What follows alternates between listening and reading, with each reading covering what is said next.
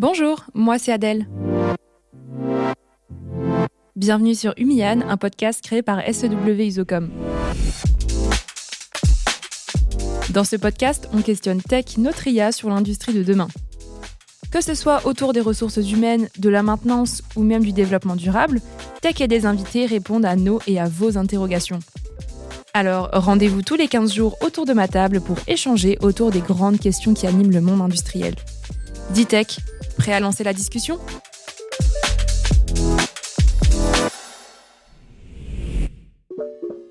Au cours des dernières années, on a beaucoup entendu parler du terme « industrie du futur » ou « industrie 5.0 ». Mais qu'est-ce que ça veut réellement dire ? Pour la faire courte, on a eu 4 révolutions industrielles dans notre histoire.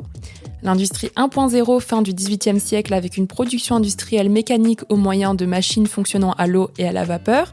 L'industrie 2.0, vers 1870, avec l'arrivée de l'électricité et la production en masse grâce aux chaînes de montage. L'industrie 3.0, au milieu du XXe siècle, avec l'automatisation grâce à l'électronique et à l'informatique.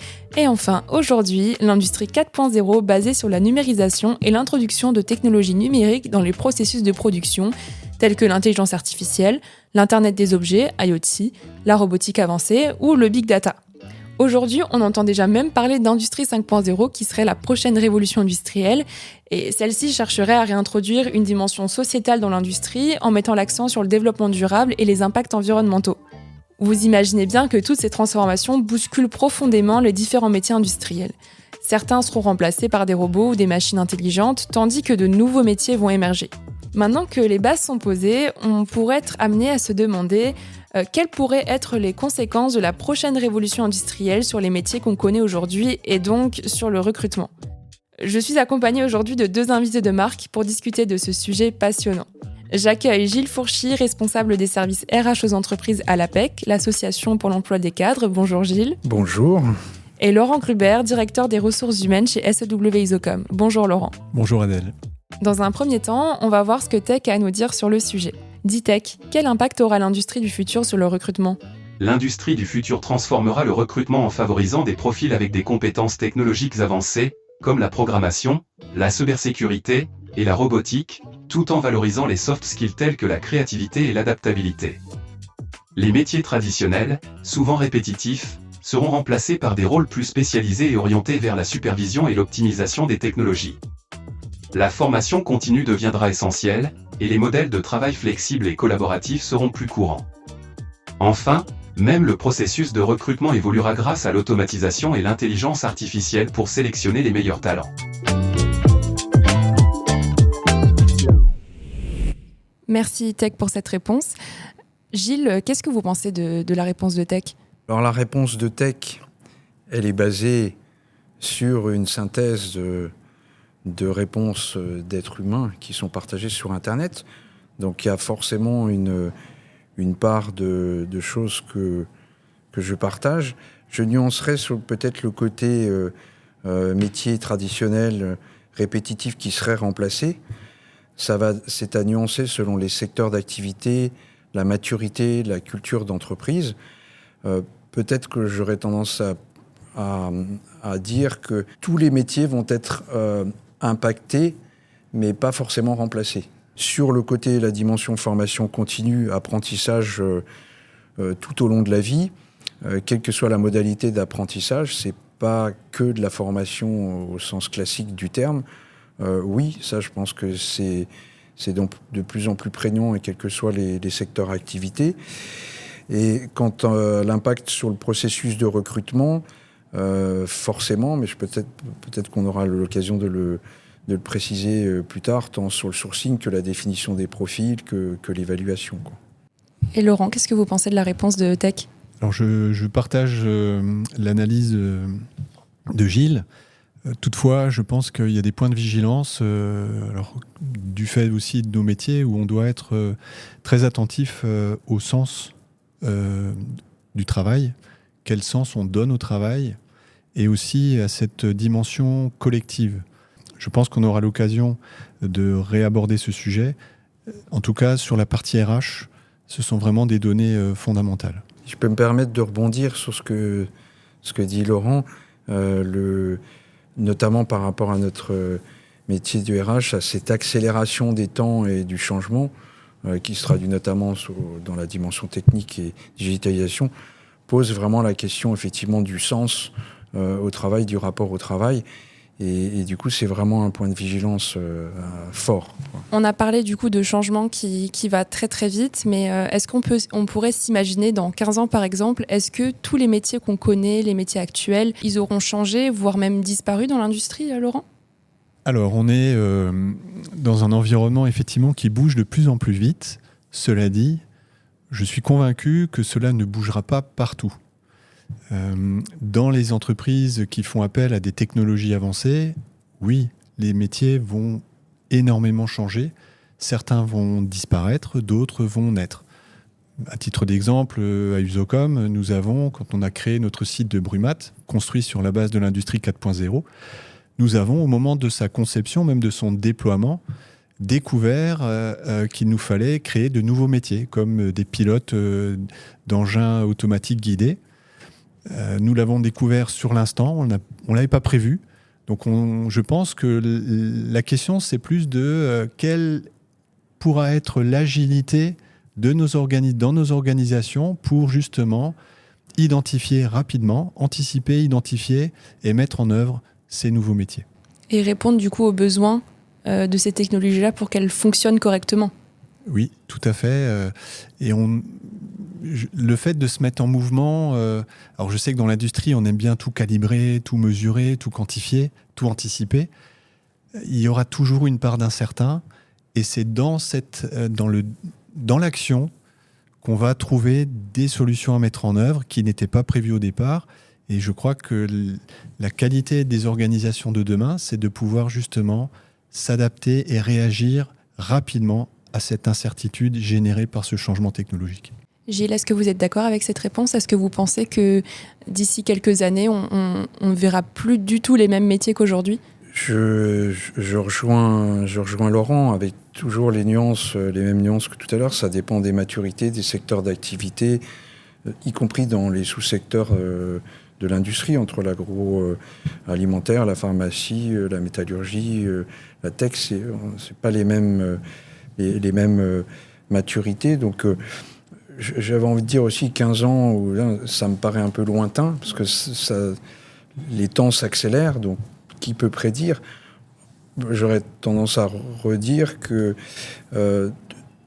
disparaître, peut-être certains, mais c'est surtout de l'évolution, et notamment ce qu'on avait vu, je crois, à l'ère de l'industrie 3.0, je crois, de l'informatisation, c'est que quasiment tous les métiers, maintenant, il y a de l'informatique.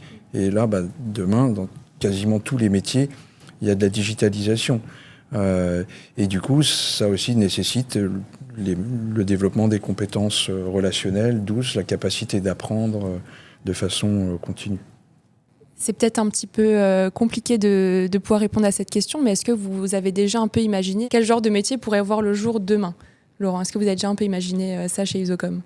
On est en réflexion sur la thématique et effectivement, on se rend compte qu'il y a des tendances de fond.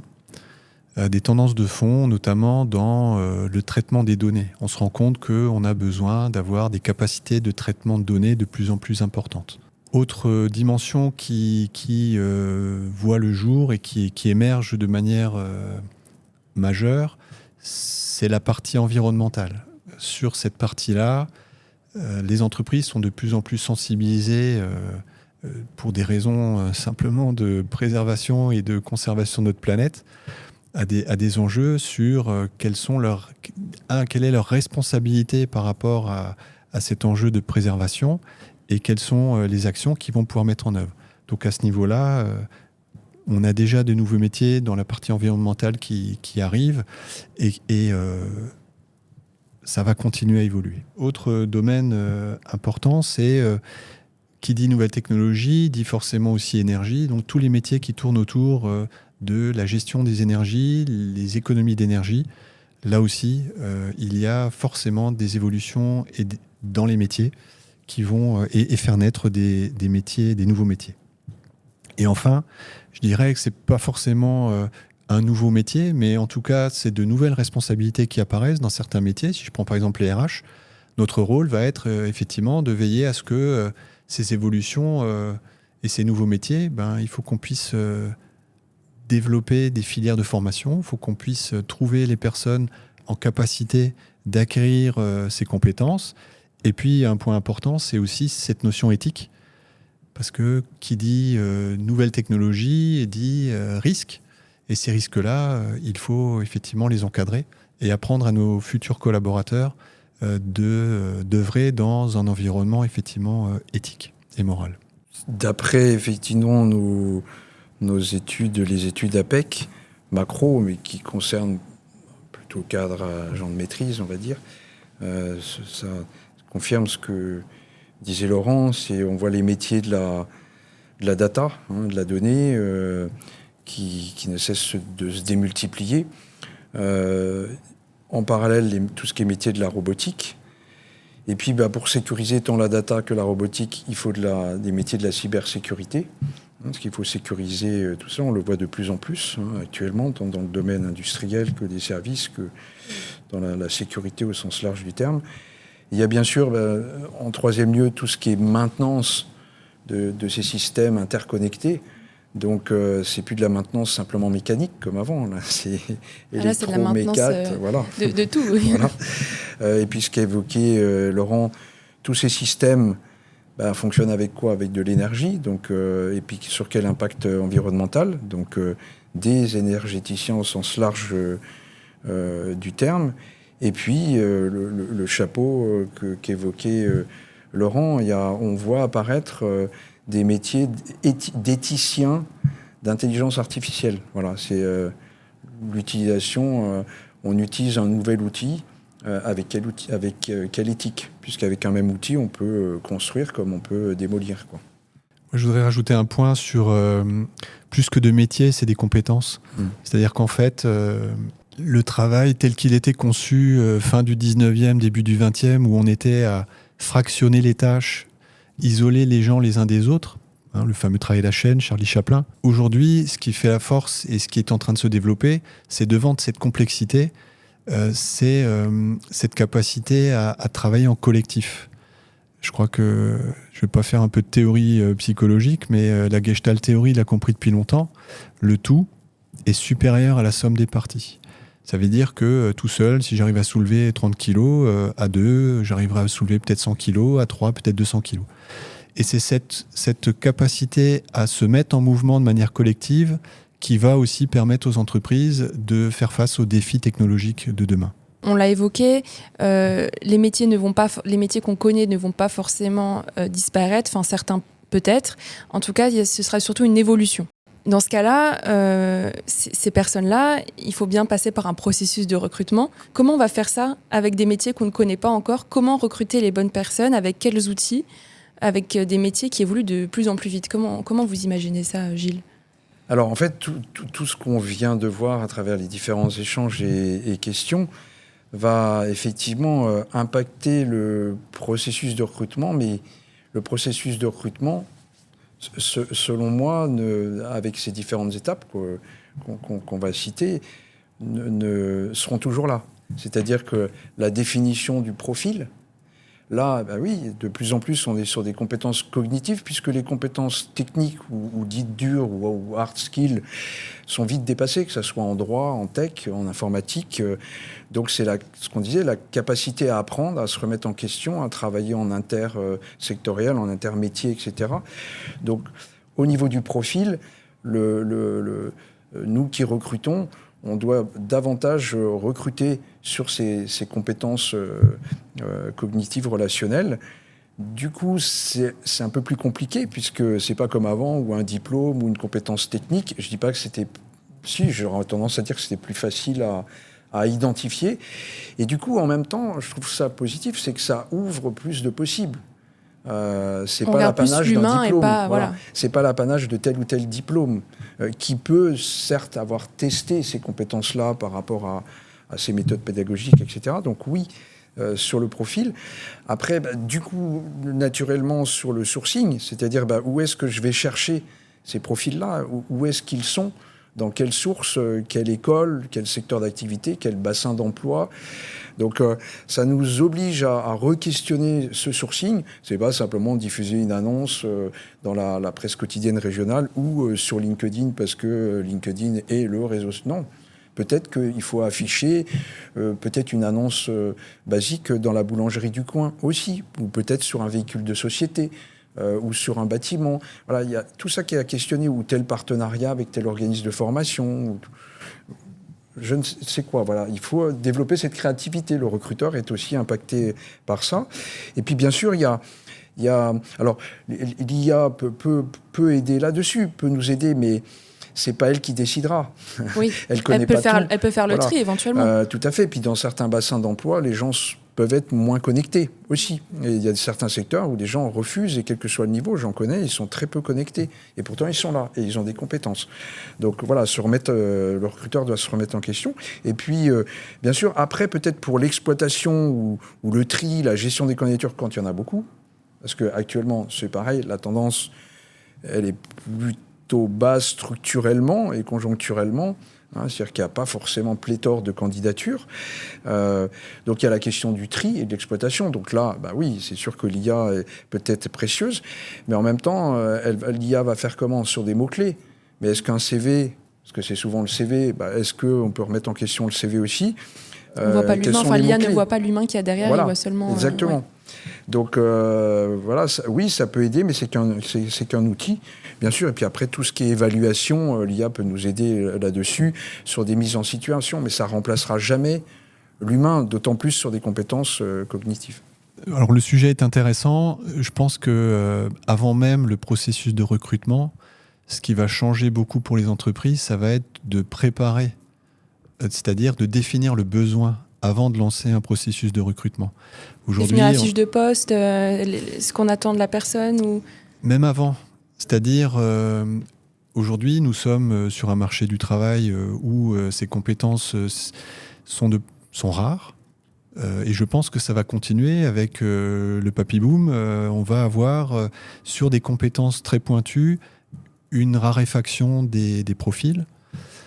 Et donc, il est important que les entreprises réfléchissent à leur organisation chaque fois qu'elles en auront l'opportunité. Soit parce l'entreprise va introduire une rupture technologique, soit parce qu'elle va changer son organisation, soit parce qu'il va y avoir des départs, soit un peu de tout. Et donc, il est important que les entreprises mènent vraiment une réflexion de fond sur quel est vraiment mon besoin et qu'elles se projettent, alors pas sur 15 ans, mais sur 2-3 ans qui viennent, et pas juste faire un recrutement pour un remplacement ou par rapport à un nouveau besoin. C'est vraiment d'analyser et de projeter l'impact de ce poste dans la nouvelle organisation. Ça, c'est fondamental.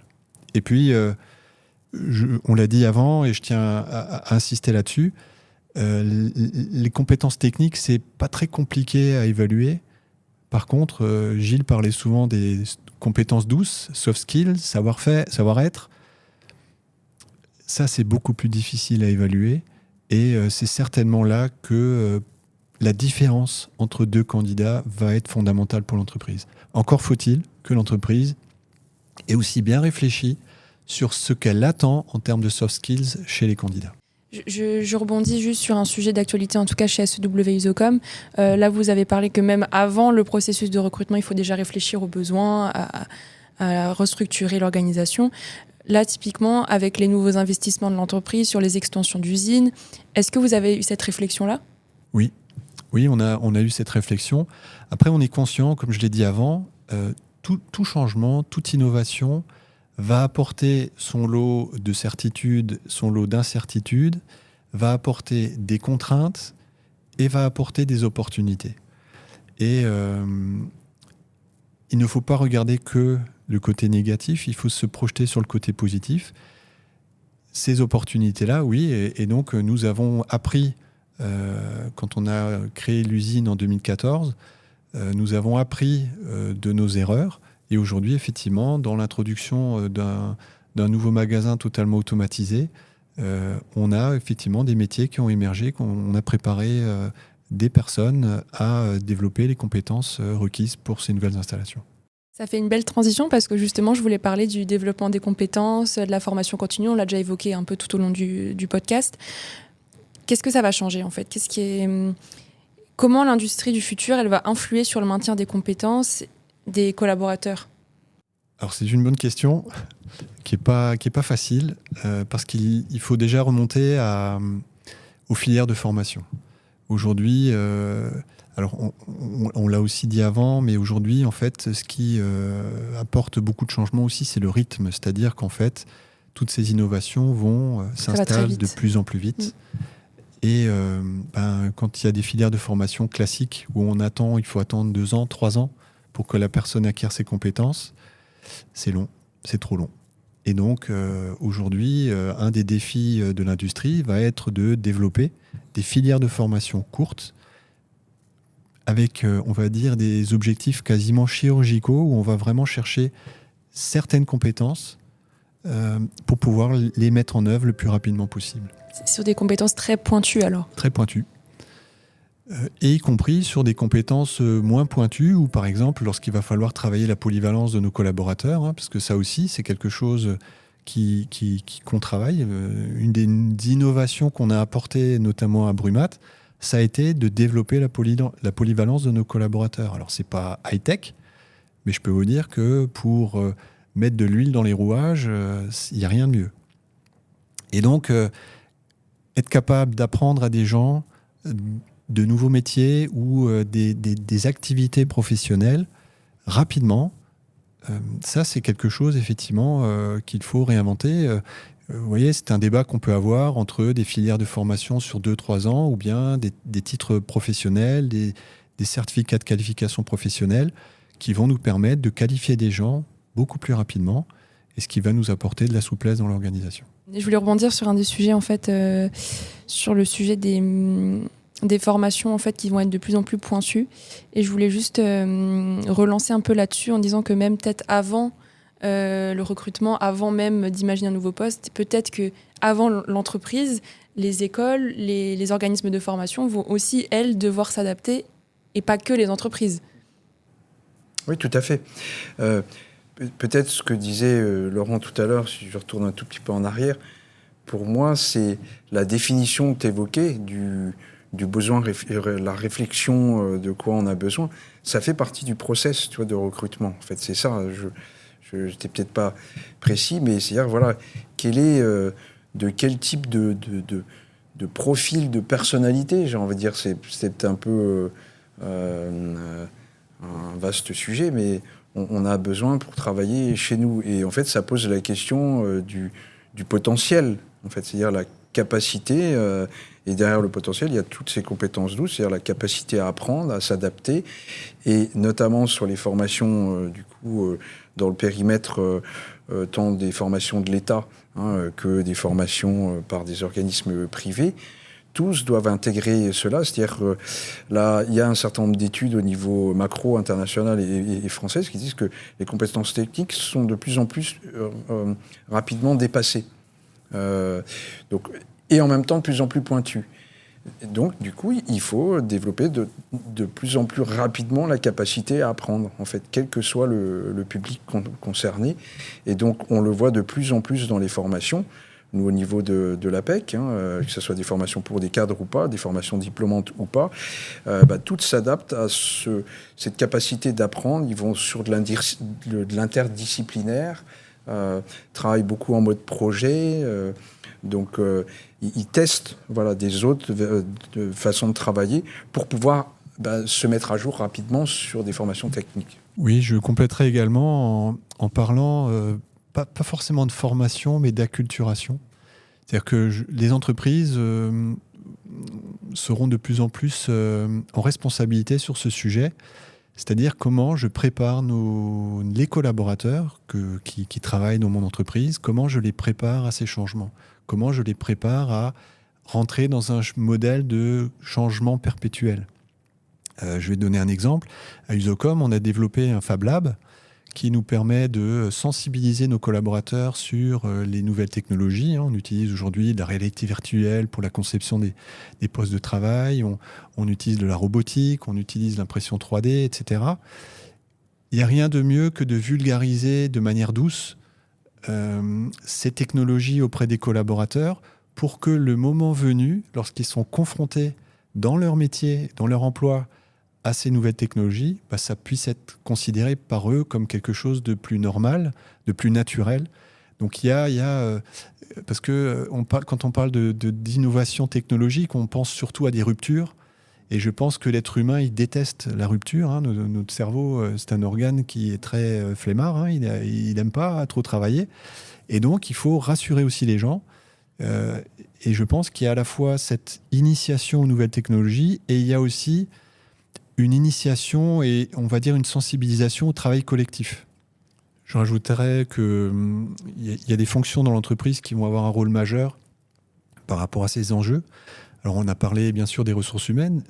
Il faut ajouter la dimension managériale. C'est-à-dire que très souvent, dans l'industrie, le manager, il est très reconnu pour ses compétences techniques. Et c'est souvent grâce à ses compétences techniques qu'il évolue vers des fonctions de manager. Nous sommes convaincus que le manager de demain doit avant tout être à l'écoute et à l'écoute de ses collaborateurs et d'identifier, de repérer les besoins en compétences et voir de quelle manière on va pouvoir justement accompagner les collaborateurs dans l'évolution de leurs compétences, dans l'acquisition, mais aussi des fois dans le changement de métier. Les managers vont vraiment avoir un rôle de vigile de premier niveau, de terrain, pour vraiment... c'est là que vont se faire les choses les plus fines. Je rebondis encore une fois. On est là Adèle, pour si ça. tu te permets, par rapport à ce que disait Laurent au niveau macro, la PEC produit des études, mais des fois qui ne sont pas que à partir de ces datas, donc avec d'autres organismes publics. Et récemment, il y en a une sur le management, sur l'évolution, sur des tendances. Hein, c'est par enquête. Et effectivement, c'est exactement ce que disait Laurent. Ce qui ressort, c'est le manager est plutôt sur un développeur de compétences et de talents par différents moyens, pas que la formation, c'est du mentorat et autres. Et d'ailleurs, je glisse là-dessus. Et la deuxième posture, c'est plus le manager coach, parrain, etc. Ce qui n'est pas toujours évident pour certains, pour d'autres, ça l'est plus. Et dans certaines cultures, c'est déjà acquis. Au final, si on essaye de résumer un petit peu tout ce qu'on s'est dit lors de ce podcast, qu'est-ce qu'il faudrait retenir sur le recrutement de demain, Gilles ? C'est pas facile comme question. Merci Adèle. Alors, les étapes du recrutement ne vont pas changer, comme je disais, c'est-à-dire de quoi avons-nous besoin, mais chaque étape, la réponse n'est plus la même. Donc, sur de quoi avons-nous besoin, avec la dimension plutôt cognitive, savoir-être, compétences douces, toutes les étapes après de sourcing, de présélection, d'évaluation, d'intégration. En revanche, ce qui est vrai aujourd'hui, après, dans chacune de ces étapes, va être faux demain, ou va être différent pour tel métier ou tel secteur, mais peut-être que 3 mois après, c'est ce que disait Laurent, ce qu'on a cessé de dire, c'est-à-dire que ça s'accélère. Et donc le recruteur, le bon recruteur, qu'il soit manager ou RH ou patron d'entreprise, etc., de demain, par rapport à ces évolutions-là, c'est quelqu'un qui est agile et qui se remet en question à chaque fois, sur chaque recrutement. Et tiens, peut-être que hier, c'était tel trait de personnalité qu'il me fallait, demain, c'est peut-être tel autre trait. Tiens, du coup, c'est tel sourcing, c'était un partenariat avec telle école ou avec Pôle emploi, enfin France Travail. Et demain, c'est peut-être une diffusion d'annonces, et vice-versa. Je compléterai en synthèse. Ce qui est important, c'est moi, ce que je retiens, c'est que les évolutions technologiques vont aller de plus en plus vite. Elles vont aller de plus en plus vite, et je pense que le collectif, la culture d'entreprise, le collectif, les valeurs de l'entreprise vont devenir fondamentales pour donner du sens à tous ces changements qui vont se présenter. Je crois que vraiment, il va falloir qu'on soit vigilant par rapport à ça. On l'a dit, plus il y aura de technologie, plus il faudra d'humains pour les gérer. Alors certes, les compétences vont changer, mais il y aura toujours de l'humain. Et cet humain, il faut vraiment... C'est lui qui garantira le sens de ces évolutions technologiques. Parce que du high-tech, on peut en faire, mais à quel prix ? Aussi bien financier qu'humain. Donc c'est vraiment ces valeurs-là qui sont importantes. Et alors, je prêche pour ma paroisse, mais la fonction RH a un rôle majeur à jouer à ce niveau-là. Après, il va falloir effectivement innover dans les parcours pédagogiques pour vraiment gagner en rythme sur cette partie-là. Et puis, enjeu majeur, ce seront effectivement les soft skills, les compétences douces qui, elles, vont vraiment s'exacerber et vont être vraiment des critères fondamentaux dans les recrutements de demain.